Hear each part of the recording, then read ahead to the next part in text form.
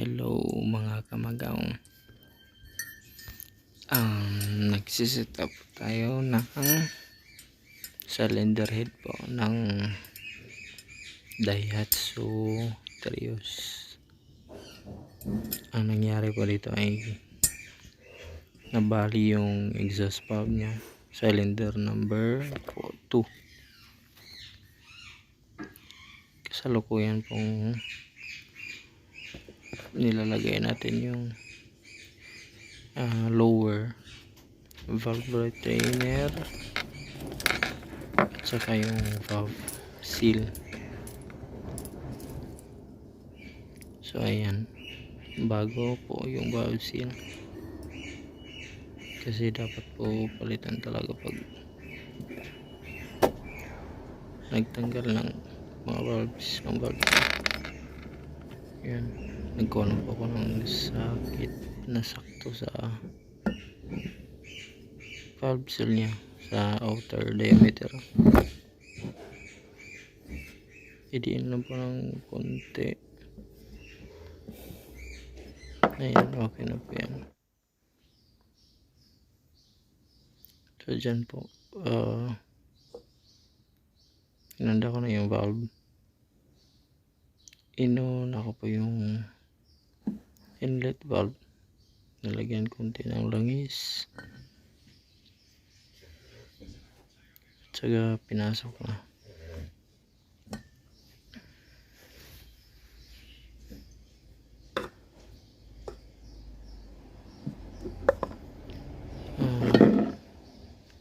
Four cylinder po pala ito, 4 cylinder 16 valves. Kinalasahan ko po konti ng para makita talaga yung mga valvula. So dyan isa-isa kong pinasok yung mga exhaust valve sa yan, pinakita ko po. Pinunasan kasi baka may mga grinding compound po ang natira. Ayan, pinasok ko na yung pangalawa.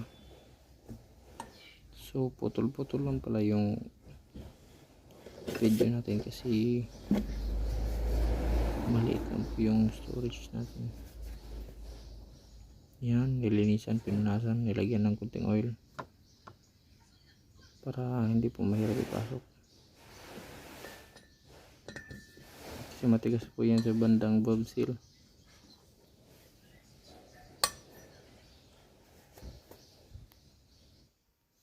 So ayan, nakalat na tayo. Tapos final word ko na dyan, sinitap ko na para sa nilagay ko yung valve spring. Nakapag-install na pala ako ng mga 5 or 6 na valve assembly dyan. Tapos ito lang yung kinuhanan ko na video. Yan, may ano na valve rack tsaka valve upper valve retainer. Yan, nalagay ko muna yung valve block dyan sa may retainer. Tapos nilagay ko sa taas ng spring. Gumamit tayo ng ano dyan, special tool para sa pag-install ng valve spring assembly. Dyan may pinihit ako sa ilalim, parang lagari lang yan. Kinukompress niya yung spring niya para mag-set yung dalawang valve block. So ayan, dahan-dahan kong inikot-ikot, parang siklam lang yung pagka-design niya.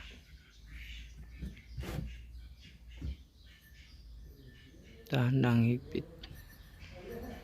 May inikot ako dyan sa baba. So hindi ko pala na-focus yung mismong special tool, pero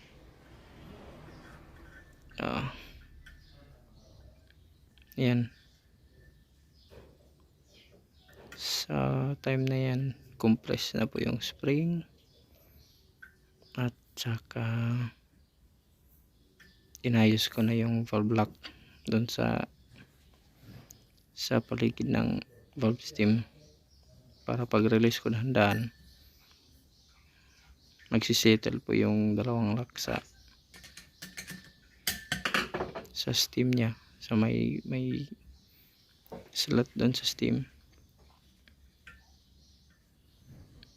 Yan, inayos ko pa sa time na yan. Tapos release, dahan-dahang release.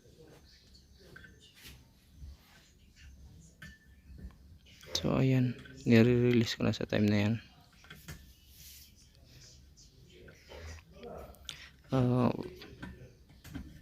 So pagkatapos pala na ma-set up, okay na yung setup, nakakapit na yung valve lock, kaya ihahammer po natin ng konti para masigurado na kumakapit talaga yung lock at nasa tamang tamang paglagay. So yan lang po sa ngayon, continue po natin. Thank you, salamat.